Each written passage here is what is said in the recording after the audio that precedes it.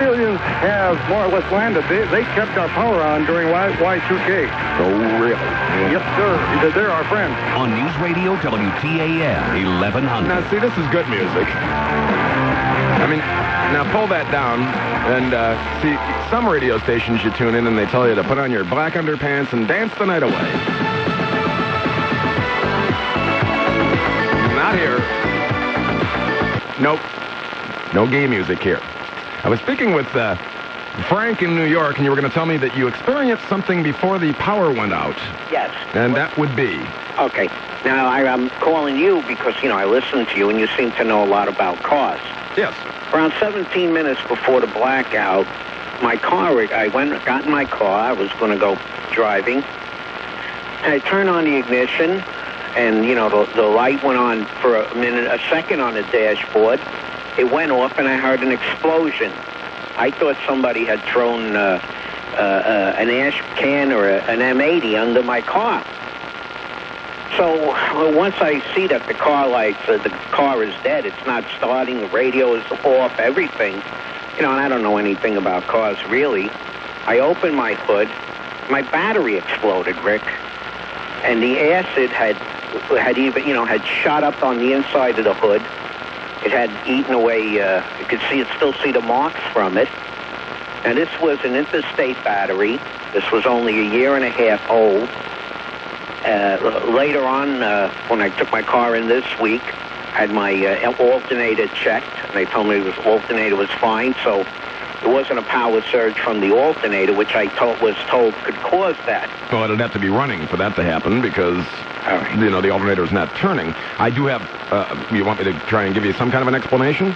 All right, and then I'm going to tell you what I later found out also. Go ahead. Okay, because there's no way of knowing now that the battery has blown up. It's possible that the battery had a crack in its case, and batteries do produce, they tell you, it produces acid and it produces, hydrosulfuric, whatever the gas is, it's explosive. And so if you had a bad battery connection, it's possible when you turn the key on, you got a spark, battery blew up. Now, you think this would be from a year and a half old interstate? I mean, that's a pretty good battery. It is a good battery, and it could happen to any battery. Who knows? Somebody could have been under the hood checking oil or something and banged it, or God knows, and then they're not going to tell you because they don't want to put a new battery in. It'll be fine. Who knows? I mean, it's possible, but there's no way to tell now because when it blows up, it's in pieces. Right. Well, a lot of people I talked to had never heard of a battery exploding when they said it was very rare. But the thing about this was, about a week later, I received an email, and and I had told someone about it, and it had on it a link to a site, and the site had said that in Michigan, Ohio, and New Jersey, people had reported that at the time of the blackout, their car radios went dead, their batteries went dead. And in fact, this week I had my oil changed. Mechanic where I went said that someone he knew at a Grand Am had his battery started smoking at the time of the blackout. Well, I have to believe that just like one small plane crash, and you hear about every small plane crash across the country on the news, I mean, everybody has car problems every day, and so now all of a sudden it's become a conspiracy. Well, I don't follow that oddball crap. But I did find it amazing that this had reports that in 3 other states corroborated what the problem that I had. And to me, it seems a rather large coincidence that this would happen. I would tend to believe, because the site is about electromagnetic pulse, I mean, look, you're going to tell me that a tree hitting a power line is going to cause a massive blackout like this? It's like in a comedy where a gopher bites a power line, and the next thing you know, you see in the comedy all the lights in the city go out. Well, let's do it this way. Instead of wondering if... I would be wondering more, how in the world could it possibly ever be related to a power outage to having your car, which has nothing to do with it whatsoever? How would that have anything to do with it at all? That'd be the question I'd be asking, is how could a power outage or a problem with the grid affect your car at all? I don't see any possible way unless you had a nuclear war where everything just quits and your car won't run and that kind of thing, and everybody's seen the day after. How would they be related? I cannot imagine how they could ever possibly be related to each other. Like I said, batteries, it's sulfuric acid or whatever the gas is. I mean, it's explosive. It says right on your battery, don't smoke near this, don't light lighters near it, that kind of thing. And if you had a cracked case, it's quite possible if you had a bad connection. I mean, was it a brand new car? No, car's not brand new. But see, most batteries, the reason that it's rare is because in the old days, remember, you used to be able to take the caps off and add water? And so that way people were prone to playing around with, let me see if there's any water in there with my lighter. Well, that's a dumb idea. Well, nowadays the batteries are sealed, so unless it had a crack in the case or something unusual wrong with it, you would think it would vent or something. I don't know. But I just cannot see the correlation between any car battery problem anywhere and having anything to do with the power grid going out. If I wanted to wheedle away my time thinking about what's possible, is it possible that the terrorists could have done something, and of course they won't call them terrorists, that way there is no terror, and they can say, see, I can hook up a laptop and put you guys out of business for 12 hours. Isn't it coincidental? Here's something I would ponder. Isn't it coincidental that there was a power outage in New York City, right? Mm-hmm. And then there was a power outage last week in London. Sure. Now, it only lasted 40 minutes, but why aren't we hearing about power outages? Just like I said, when you hear about one plane crash, you hear about everyone in the world. We don't hear about power outages in Paris, where it's been hotter than hell all summer, too. They don't have that much air conditioning even in London, so I don't know how much power they're using. But why don't we hear about power outages in Munich or Bombay or Seoul? Or all we heard about was what happened in New York, and of course it affects us here in Cleveland because it was part of the grid, and in London. Now, doesn't that seem coincidental? Yeah. Well, have you had anybody tell you that their battery went at that time at a blackout? No. Oh, okay, because in the email, it's, and really for me to even tell you about this, because I know people belittle this, that, saying this, what happened, but they said that reports of this have been ignored. Okay, I'll tell you what. If you're interested here, I'll lock you in, and there's somebody on one of the other lines that wants to talk about exploding batteries, and we'll all sit and chit-chat together for a second. Okay, thank you. All right, yeah, hang on there, and we'll go to Vic. How you doing? Good. Say hi to Frank in New York. Hi, Frank in New York. Hi. The deal is with batteries produce hydrogen gas. That's okay, yeah. Right. Yeah, and they explode with a cracked case. Pure hydrogen is non-combustible. It only goes off in the presence of oxygen. So when the battery case gets cracked, oxygen is admitted to the battery, and that makes it explosive. You can't oxidize hydrogen without any oxygen present. Okay, so if it had a cracked case, and then maybe he had a loose battery connection, or a loose cap, or anything that would admit air to the battery, and the other thing that has to happen is there has to be a spark. That's why I'm saying maybe I was going to ask him. Yeah. This wouldn't happen to be a Ford, would it, Frank? No, this is not a fix or repair daily. Because I thought Fords have this. Toyota. Okay, but the only thing that could affect, in the way of the power outage, the only thing that could affect an automobile is if you were close enough and it was a real high voltage surge, something called electromagnetic pulse. Right. They make it. The military, as a matter of fact, has weapons that are designed to do this, to fry enemy communications.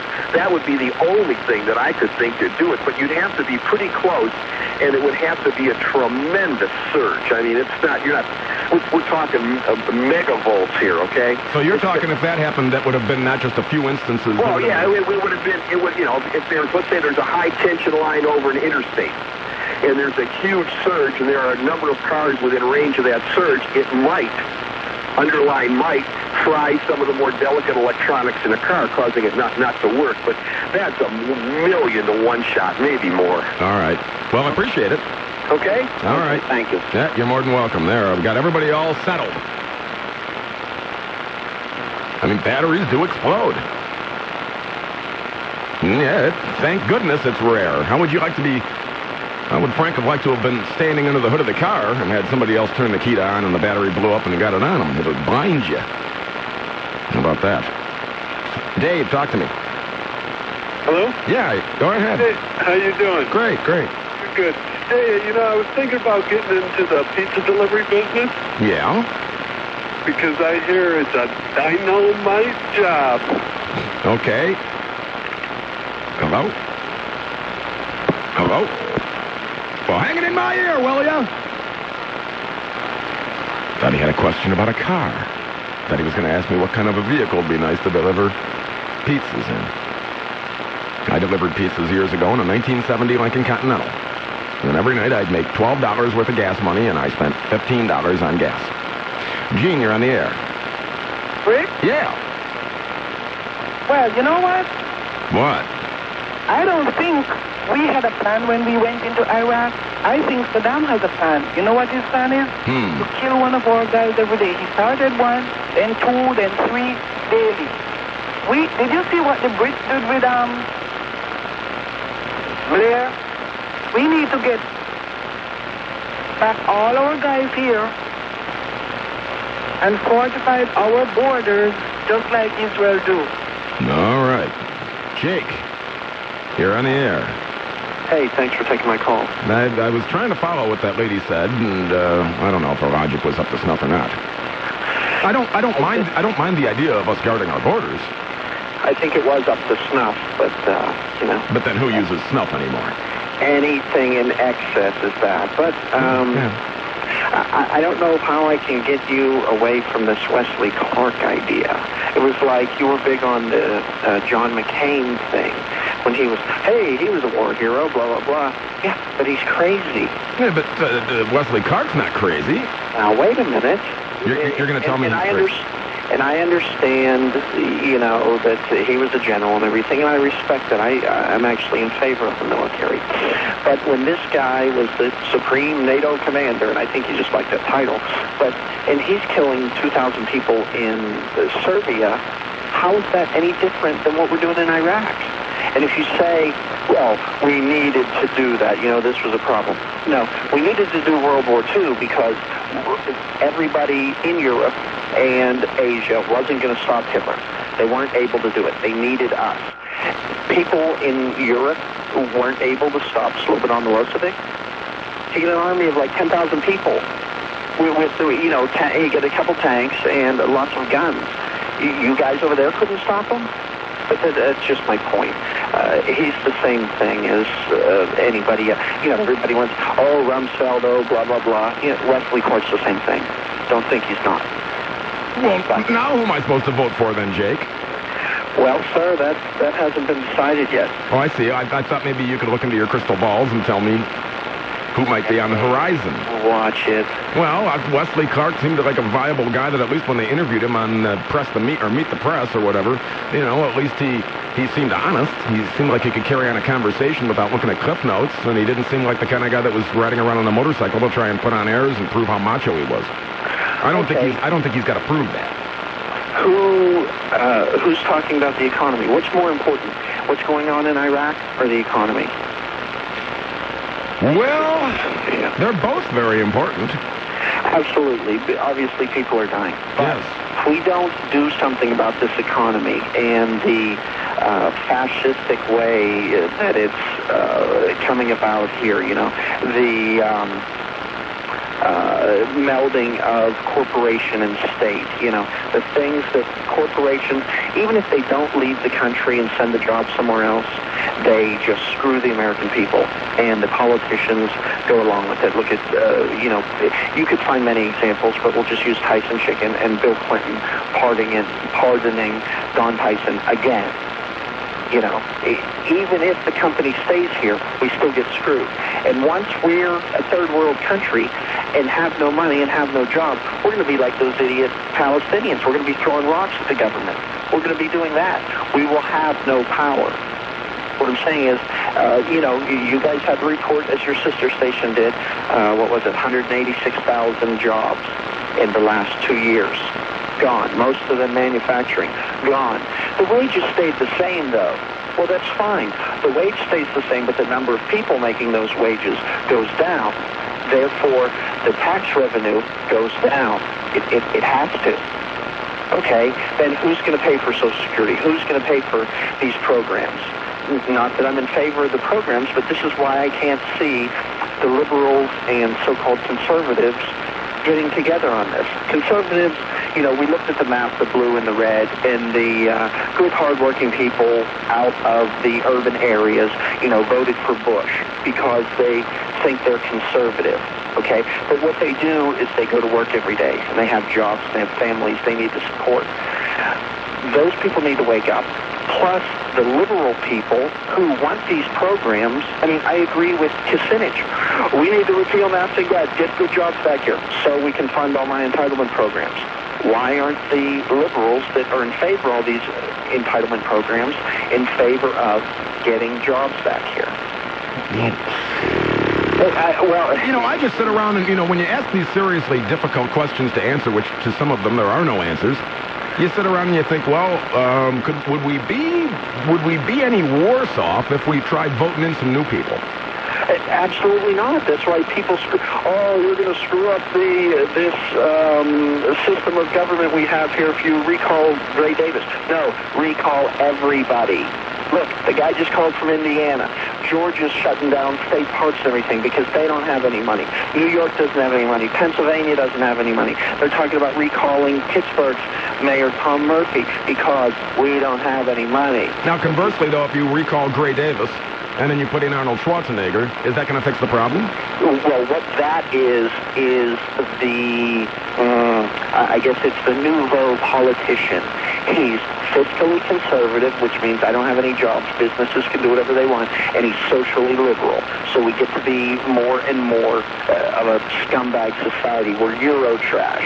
You know, where those people, you know, Germany has 20% unemployment, yet they have, you know, 5 weeks vacation if you do have a job. That's government-sponsored vacation.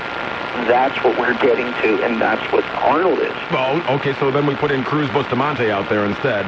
Now, yeah, and he kills all the white people. And what's up? And what I was going to say, what's the improvement over Gray Davis then? It's nothing. It's nothing. You know what? If I would have thought more about, I don't know. I guess, you know, looking into my crystal balls. Ralph Nader got more votes than Pat Buchanan did. I don't like Ralph Nader. I don't like most of his ideas. But just to shake it up, the Ross Perot. And in this time we're living in, with the internet, you know, that nut job just said, yeah, everybody's battery blew up. Yeah, whatever, Chief. But what we need to have is a website set up. And let me give you the name of a website here that I just heard about. BuyAmerica.com. Maybe you can look at that and we'll hear about it next week. But maybe you'll hear about it tomorrow. Okay. Wait, are you on tomorrow? Yeah. You dirty, rotten, no good. 6 to 9. 6 to 9. Okay. PM. We need to set up the website that says this is what we need to do. Don't go overboard on anything, but yeah, we need to fix the EPA and OSHA and the IRS, of course, but that's not the main reason jobs are leaving here. It's because they can get slave labor. It's the global race to the bottom. You know, now it's Bangladesh. Now it's, you know, wherever, East Timor. I know. Well, the thing is that I agree with you, and I just don't know how to fix it. Okay, well, that's what I'm saying. We need to set up a website. Then we need to get one politician, you know, say Ron Paul from Texas, say the now deposed Jim Traficant. I'm sure he'd be in favor of it. He took care of his people, no matter what he was, no matter how bad his hairpiece was. He took care of his people. They, as politicians, are very few and far between. If you can get somebody that will sign on to this, you know, put your thing on the website so everybody can see it. A lot of people will agree with it from Indiana, from Georgia, from California. Then you get a politician. Well, you get a person to run, preferably not a politician, and you get these people to back him. Everybody could send in a buck. You know, they're doing it for Howard Dean, and he's a moron. But everybody could send in a buck and get the name out there. We have this tool, and all we do is look at naked pictures of little boys and, you know, go on the Britney Spears website. Once again, we're not doing what we're supposed to do. Speak for yourself. I got to run. Thanks, Rick. You're welcome. Yeah, well, that was an idea. Well, try that. Go to buyamerica.com and take a look around and see what's going on. Triple up the forecast from TV3's Eileen McShay. Tonight, showers and tea storms, upper 50s. Tomorrow, more of the same on Labor Day, faith in the God, with a high near 70. Currently 68 degrees in Cleveland. 68. Remember, tomorrow morning on the big one, news never takes a holiday. Don't be a dum-dum even on Labor Day. Wake up informed with Wells and Coleman in the morning, weekdays 5 until 9 here on News Radio, WTAM 1100. Larry, you're on the air. Hey, buddy, I was hoping to hear Umberto tonight. Umberto, the master of fellatio, has been canceled. Oh, Yes. How you doing, buddy? Just great. Hey, you know, I was listening to today's topic. I was going to throw a little curveball. I hope, I guess, turn your board up. Hope it don't cause no friction. Hey, what's up with the dude that got busted, man, for smoking weed? Chuck Galeti is taking time off while he attends to personal matters. Was there a broad behind all this? Chuck Galeti is taking time off while he attends to personal matters. Can't talk about it, huh? Chuck Galeti is taking time off while he attends to personal matters. Okay. All right. Anything else? Yeah, Well, you're going to have to hold. You know what that music means. yeah, hello, buddy. All right. Hang on there, Tiger. Again, Chuck Galeti is taking time off while he attends to personal matters. Oh, yeah. Okay. That's it. I mean, I know better. I'm well trained. I'm Rick Gilmour, the thinking man's friend. More of the program after these important words and coverage of what in the world's happening on Cleveland's only news radio, WTAM 1100. The following material may not be suitable for all listeners. Listener discretion is advised. Yeah, Shea, phone number here, 578-1100 in the classic 216 area code, toll free, currently unoccupied, 888-723 WTAM.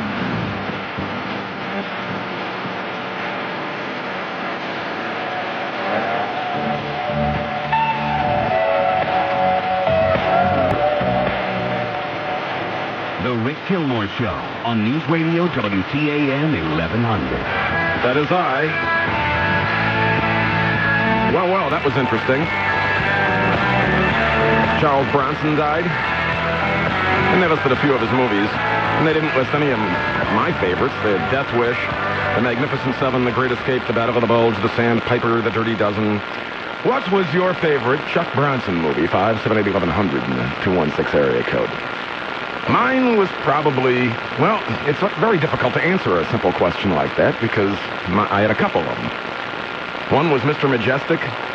Wasn't that the one where he had the watermelon ranch? And the competitor tried to put him out of business. And the other one was The Mechanic. Was that the one with him and Jan Michael Vincent?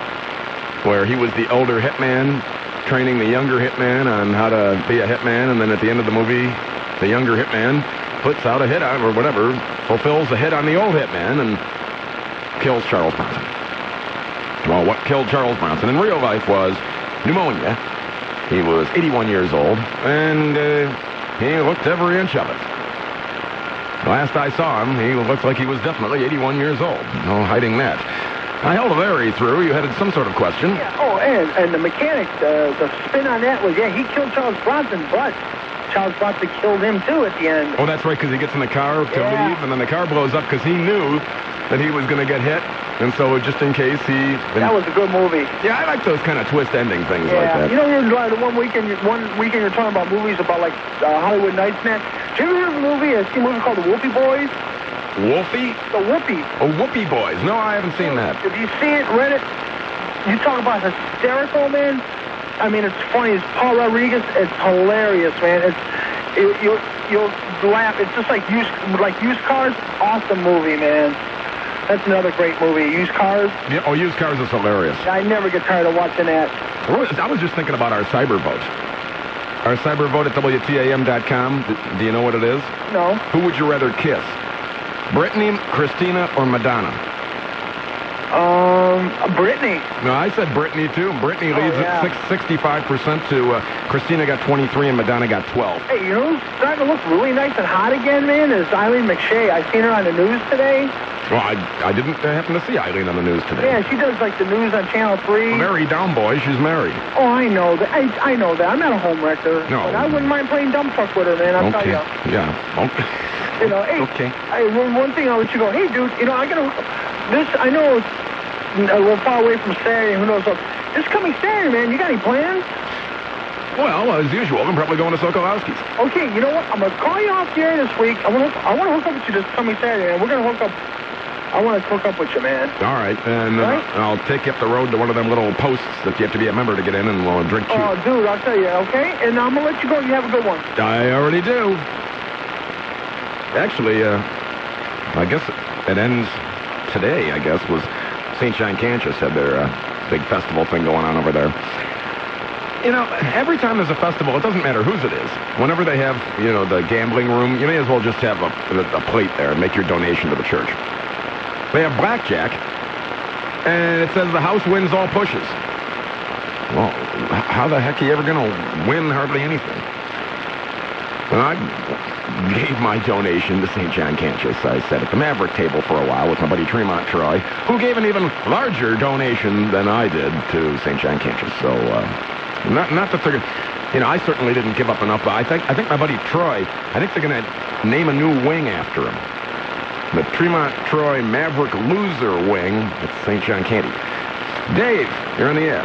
Yeah, did you ever hear the 20th year prophecy about something about having to do with presidents, like every 20th year, either that they're in office or right, that they get, like, die some way, maybe natural causes? Yeah, there was Lincoln, and then McKinley and Garfield in that era, and then nothing happened after that, did it? Well, yeah, somebody died. Didn't Woodrow Wilson, didn't he get sick or something, had a stroke, and then FDR died, and... What about that guy from Ohio, William Howard Taft, or something, couldn't get out of the bathtub? He got stuck in the White House bathtub.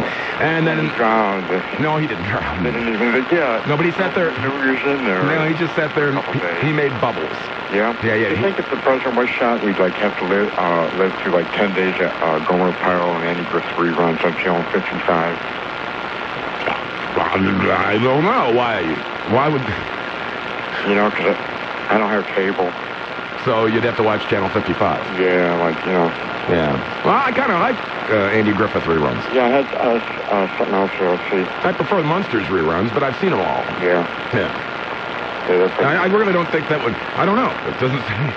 The two questions seem mutually exclusive. Gee, if something happened to the president, would we... You ever have a lot of thoughts when you have the munchies and,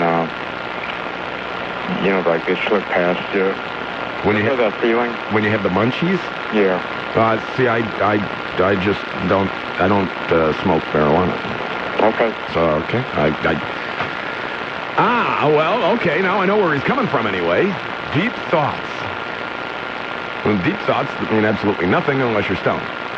You ever notice that? If you're around other people that have been smoking weed, that everything to them is hilarious, and you're sitting there going, I don't get it.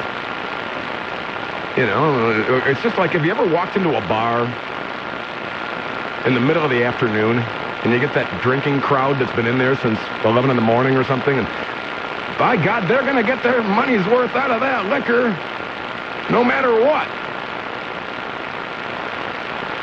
I guess everything's just way too funny. Ryan. Yeah, what's up? Hey. Want to talk about my favorite Bronson movie? Sure. Death Wish 2. Okay, you like that better than the first one? Oh, that's my favorite one of the whole series. Okay. Yeah, well, that certainly, as far as I'm concerned, made him rich. Yeah. I think the Leonard Maltin book, I don't have it with me, but I think they pretty much gave good, 3 stars or something to the first one, and then everyone after that just got worse and worse and worse. And was he even in the last one? Death Wish 5, yeah, he was. Okay. And so now there's gonna be Death Wish 6, and it's in real life. Yeah. Did you like Mr. Majestic? I never saw Mr. Majestic. Go out and rent it. It's an interesting role for him to play. He plays a migrant farm owner kind of guy. You know, it's different than what you usually see Bronson doing. I'm about to check that out. Yeah, because even the mechanic is still sort of in that same vein of, hitman, tough guy. I mean, if you're a vigilante and you're killing people, or you're hired by the mafia to hit people, what's the difference? Mm-hmm. But I like that whole vengeance vigilante thing. I have to say, unless I'm mistaken, that sort of spawned a bazillion movies that came after it. Oh, yeah, Vigilante. Yeah, they're just cheap garbage. Yeah. Everybody wanted to cash in. All right? Yeah, all right. Easy, man. All right, you too. Greg, talk to me. Hey, Gilly, this is Greg calling from Manaway. We're camping out at Jellystone, listening to you on the radio. Okay. Got a campfire in front of us and looking over the lake. Enjoying your show. Yeah, I tell you what, you're one of the finest radio personalities I've ever heard, if not the finest. Wow, that's quite a compliment. I'm absolutely serious. I'm here with my girlfriend, Pam. I'd like to ask you, you mentioned a tavern called, is that a tavern called Sokolowski's you mentioned? It's a restaurant. Oh, a restaurant. Where is that, in Slavic Village or Parma? Or we couldn't remember. We thought we were heard of it, but we didn't know where it was. Tremont. Oh, in Tremont. Okay. Been there. That's been there for almost, like 80 years. Oh, I see. Yeah. Okay. Well, it's called hold on. It's called the University Inn, so you probably heard of it that way. Oh, okay. We'll have to try that sometime. Have you ever played NTN Trivia at any of the local restaurants or taverns? Have you ever heard of that? Yeah, I've played it, and the only problem is that I get busy if I order food or something, and so then I put Gilly up there, and then Gilly looks like a big idiot for not answering any of the questions because I'm more interested in eating my food, and then I'll get back to the game and then kick some ass. Right. Oh, I'll tell you, is that a challenge? Because sometimes we like to play. As a matter of fact, we go out to, are we allowed to mention a particular establishment in a city? Is that all right to do that? No, I'd rather you didn't. All right, well, I'll tell you what, maybe sometime we'll meet up with you and play trivia. I enjoy your show. We enjoy your show. Keep it up, and good luck to you. You own a computer? Absolutely. Well, then shoot me an email, Gilly, Gilly, at WTAM.com. Well, I'll do that. All right? Thank you, my friend, and keep it up. All right, I will. As long as there's ink in my pen. Think about it. Now stop. Okie doke. Greg, you're on the air. Hi, how you doing this evening, Gilly? No, just great. Now that was 2 Gregs in a row. Oh, yeah. Hey, I'm relatively new to the area, but I just wanted to take up this comment, a little observation I've made. A lot of the local merchants, like the grocery stores, the pharmacies, and what have you, they have hardly anybody at their registers, and all the clients are getting inconvenienced. And I'm kind of concerned because, there's a lot of people out there that really need work. Apparently the merchants feel that, they can be lean and mean, and just, we'll work whoever we decide to hire to death, make all the clients wait and inconvenience everyone, and, we don't have to pay anyone. And I don't think that's right. Like at grocery stores. Yeah, exactly. You go to a Giant Eagle, like, for instance, over the holiday, and you got the registers open, there's people standing all around, and the poor people that are trying to do their jobs are very stressed and overworked, and I'm looking at all these registers, and I'm thinking, there's got to be people that would just die to be able to work at these registers and be able to eat. Well, you know what the wave of the future is? Just like self-serve gas is now the only way, really, to get your gas. Oh, have you noticed, I go to some of these grocery stores, they might have 18 checkout aisles, and fully 8 or 10 of them are you scan it. So you do it yourself, you scan it yourself, you bag it yourself, and then I go and I look at them, and they've got 2 lines open, they've got 9 people waiting in each line, because a lot of people don't know how to do the AccuScan or whatever, and then they make the poor cashier not only scan everything, then they're making her do double duty to try and bag the stuff, and it's getting backed up, and there's people waiting, and I'm thinking, they're just trying to force us through just complete frustration that we will eventually scan our own stuff. Well, it would just be nice if people had opportunities to have jobs so they could feed their families and, maybe put some clothes on their backs around this town. Well, that's the old-fashioned way. Now we have the new-fashioned way where they don't care less. Well, don't get me wrong. I really do like this area. The people here, I think they're very hard-working, and I like commentators such as yourself that bring up change. You sounded like you were in chocolate pudding there for a minute. Where'd you move here from? Houston, Texas. How's everything down there? Very hot. I mean, the economy. Well, I tell you what, I have noticed in Texas that the state does have a balanced budget, and they don't have 1,000 lottos, and they don't tax your pants off. For some reason, they're able to do that. I don't know why. I always heard there wasn't nothing in Texas but beers, steers, and queers. Well, there is oil, and Houston's, every town has got its good points. And that's just my opinion. I do like it here. I really do. The people are nice, and... yeah, the cost of living's relatively low. Yeah, and the weather's great. I mean, it's like 100 degrees over there in Houston now, and my friends are going, wow, it's 60 degrees at night. That's, oh, yeah, it's nice. Yeah, for the most part, unless we get one of those summers like last summer where it was over 90 for long stretches, it gets cool enough at night that, you can air the house out and that kind of thing. And you guys, the Metro Park system is just gorgeous. And I really, really think that the RTA guys do a decent job here. I really do. Yeah, I think they do as well. I really wish that they'd never gotten rid of streetcars. And, of course, that's before my time, but I've heard stories about the streetcars where... what was it called? I think they ran all the way out to Avon Lake because there's some little cottages out there, and they call the area the 44s or something like that because it used to be the 44th stop on the streetcar. And I thought, boy, if we had streetcars again, or at least... I look around the next time you're on the highway in the morning, people going to work. How many times do you see more than one person in a car? Well, exactly, and I see that, I service aquariums all around the metropolitan area.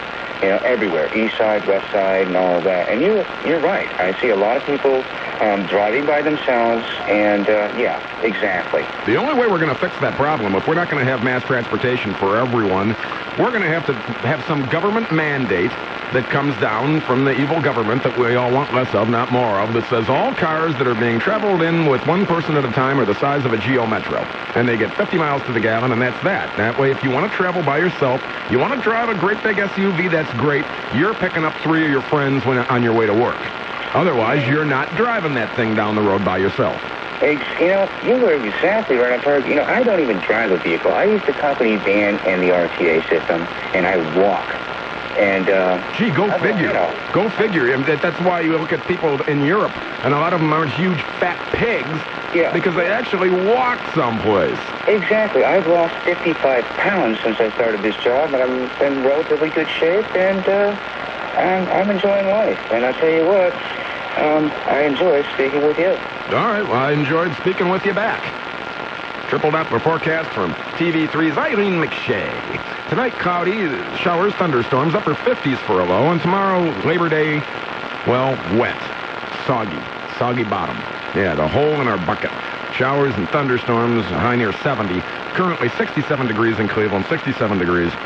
Listen for the Tribe Fan Fact, would you, during extra innings with Kevin Keene. Then you can listen to win Indians tickets to see the Indians play the Red Sox the next morning on Wells and Coleman. There's some great seats left. Just pick up your phone. Push them buttons, 216-420-HITS. Your home of the Indians is us right here. News Radio, WTAM 1100. Mary Ellen. Hi, Rick. You're on the air. Thank you. Boy, between that guy talking about Jellystone, which used to be Roundup Lake, and the Mechanic, that takes you right back to my childhood. I saw that Mechanic movie a couple times on the big screen when it first came out.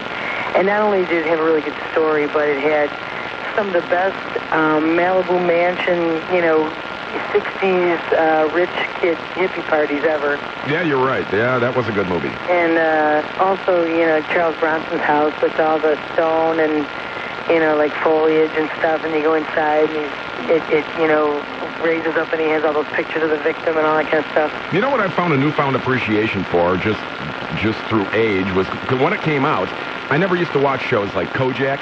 Yeah. But to watch it now, it captures that gritty urban 1975 feel that I always loved in movies like the 7-Ups and French Connection. One of the best movies for interiors and stuff is Soylent Green, where there's that penthouse and everybody's up there. Soylent Green is people. That was a great movie too. Yeah. I love that one. All during that time, we used to get passes from working at Safety Town.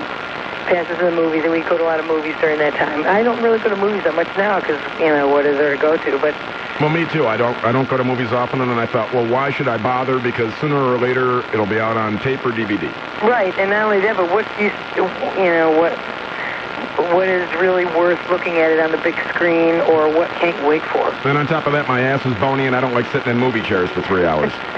My boss told me when Titanic came out. When's that? Oh, my God. That's a really long movie. I didn't see it. 1999 or something? Yeah.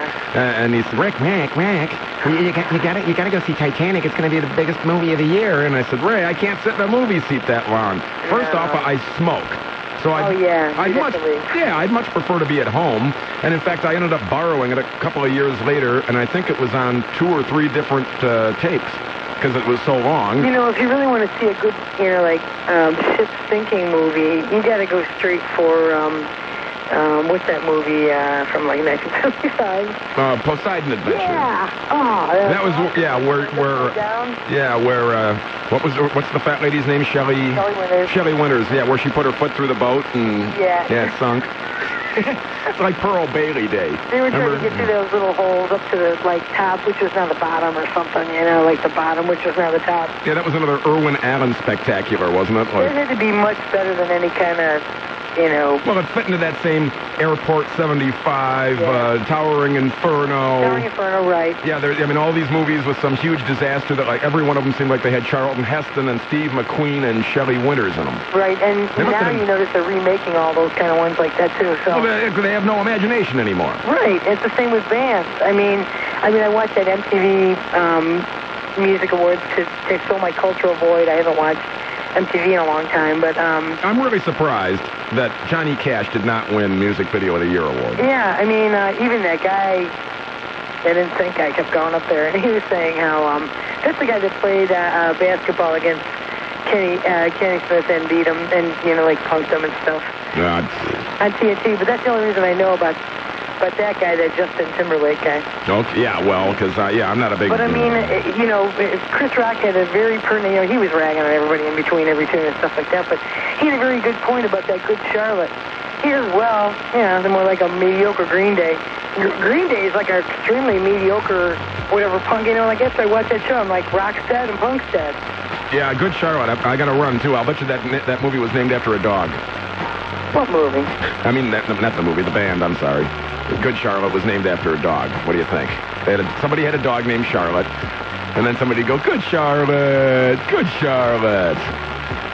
All right, tell you what we're going to do. I'm going to give you coverage of what in the world's happening, important words and all that, and then I'm going to re-air for you, did a little interview earlier in the program with Dick Feagler. And since I believe that he's one of Cleveland's best commentators, maybe I'm getting right up there. Maybe it'll take me another 20 years, but then I'll be Cleveland's best commentator. So we'll re-air that, and then you'll keep it right here. The Drudge Report after the top of the hour. I'm Rick Gilmour, the thinking man's friend, and this is Cleveland's only news radio, WTAM 1100. Dick Feagler. Hi, Rick. Welcome to the program. Thank you so much. I'm a big fan. Well, I'm a big fan of yours, and I don't know if you mind or not, but I read your stuff on the air once in a while. That's great. I think... No money in it, but it's great. You're the only guy that makes any sense around here. I make some sense, too, I think, but seems to me that we've got problems politically, a quagmire here and overseas, don't we? We seem to, yeah. Yeah, it seems to me that we had an entrance plan into Iraq. Did you get the chance to see any of 60 Minutes tonight? I did not. They were talking about now there's a faction, some private army in Iran that wants to march to Baghdad. Well, everybody wants to march to Baghdad because what we've done is create a terrorist magnet in Baghdad for all the terrorists who hate America, who want to come over there and duel with us. Yeah, it seems that way. No matter whether we do something proper, there are terrorists out there who want to tear it down just because it's us doing it. Sure. It doesn't matter what we do. Do you think that we had, when we went in there, do you think that we had any kind of an exit plan? Oh, no. Do you? No. I think they thought it was going to be... Now, would you agree that we knew it was going to be kind of a cakewalk to go in and take over the country? Oh, yes. Everybody thought we could beat the Iraqi army. There was no question about that. The question was, have we beaten them? What do we do next? And that's still the question. And it was, Rick, the same question that happened in Vietnam.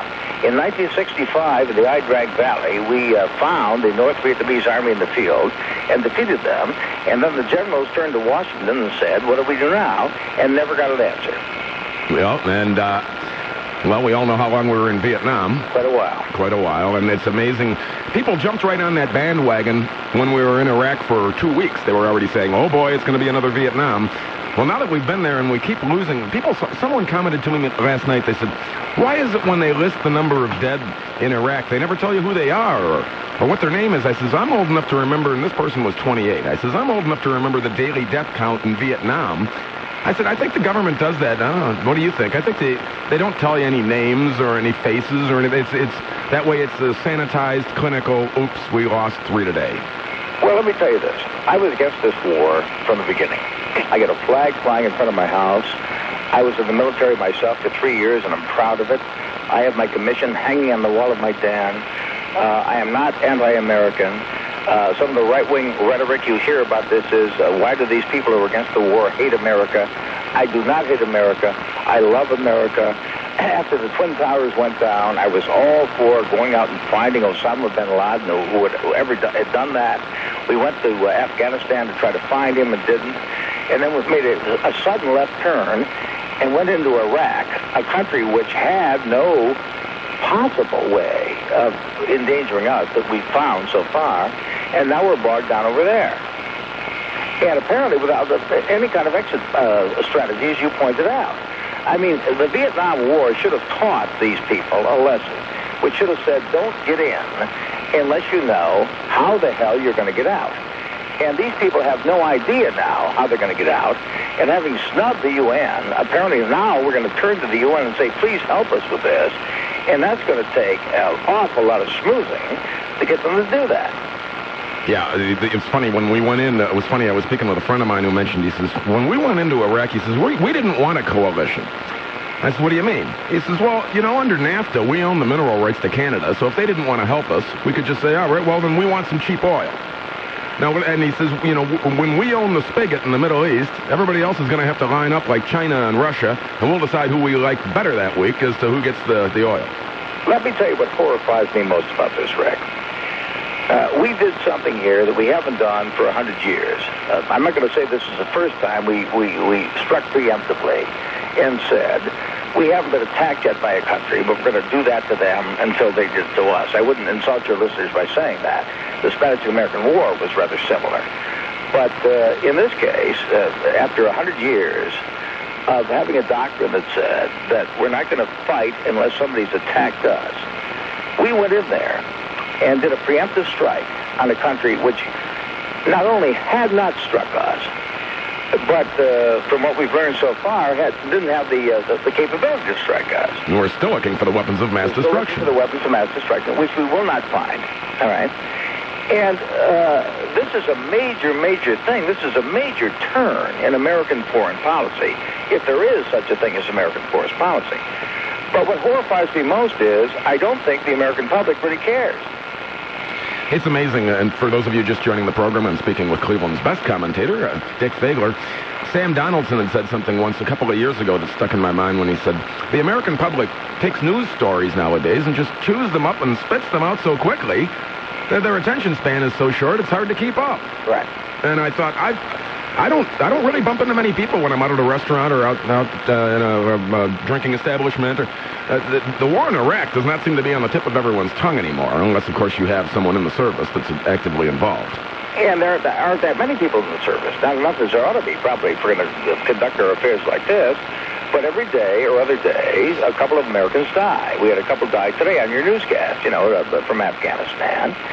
Little by little, they're dying. They're staying over there longer than they should have because we haven't got the forces to back them up. We're in an army of occupation now. We're trying to pacify this nation, which is luring terrorists in by the day. It struck me as a very ill-advised, unthought-out plan. Yeah, I think you're absolutely right. I've been against this war since before it began. And now you start hearing from folks the rumblings of people like General Wesley Clark, who claims he wants to run for president, although as far as the new poll that just came out today, apparently most Americans have no idea who the Democrats are at all. And he was the one who was saying, and he was Allied Supreme Commander of NATO for a number of years, 4-star general, a decorated Vietnam War combat veteran. And he said, what was the imminent threat? What was the danger from Iraq? And even I cannot even get the Hawks to answer this question. What's the correlation between 9/11 and Saddam Hussein? Well, they can't answer it. They shifted to, well, isn't it a great thing that we toppled Saddam? Well, yeah, it's a great thing we toppled Saddam, but that wasn't why we went in there. I watched, as you did, Colin Powell go before the UN and try to make a case to the fact that these people had the machinery to attack us almost any day. That has been proven false. So we're marauding around in the country that really could not attack. Look where we were before we went into Iraq. We were bombing Iraq daily. We had divided the country into 3 sections. We had contained Saddam in the middle of it. We were bombing the other 2. We had UN inspectors crawling all over the ground. There was no way these guys were a threat to us at all. And it was never proven that they were. So the administration either lied to us or were so dumb they didn't know what they were talking about. Well, I don't see a third option. They were also talking today about the huge profits that Bechtel and Halliburton are going to be making over there, and I still think there's a correlation in this administration between some of the players and big oil. You know, there may be. I'm tempted to agree with that, but I hate to think that. You know, what I think is that Bush gets up there and says, we're going to fight terrorists. You know, terrorists. He leaves out the line. And thought, because we were all pumped up and ready to hit anybody in the nose we could find after 9/11, that it would be Iraq. But I really am disappointed in the public more than I am in Bush. Let me ask you another question. Do you think that there are possible acts of terrorism that have gone on that they brush under the rug because if they don't tell us it's terrorism, it's not terrorism, and that way we're not terrorized? Like where? Well, like the plane that went down over Queens shortly after 9/11, I was speaking with an airline mechanic who said that would be like you getting in your car, Rick, and driving up the street and having the doors and the hood and the trunk fly off, yet no one tampered with it. You know, Rick, I don't know, and I can't speculate about that. All I can say is I know what we're doing now, and what we're doing now in Iraq, every American soldier who dies in Iraq is dying not just in the Republican's name or George Bush's name, he's dying in our name. We sent them there. The most serious thing a nation can do is to send its young men and young women off to make war. Nothing gets more serious than that as an instrument of national policy. And again, it bothers me that there seems to be such indolence on the part of the people of America. They just don't care because this is supposed to be a volunteer army. Well, they asked for it. You know, they're getting it. That's crazy. What I'm wondering about, too, is I've had people say to me, well, how can you not support this war and yet say you support the troops? Well, you can. There was a sign somewhere south of Akron the other day, a lawn sign that said, God bless our troops, God help our government. And I rather like that sign. Well, it's interesting that this is even worse than Bush the Elder. When Bush the Elder went in, it didn't drag on forever. There was still Saddam, an evil man there, to keep his people under his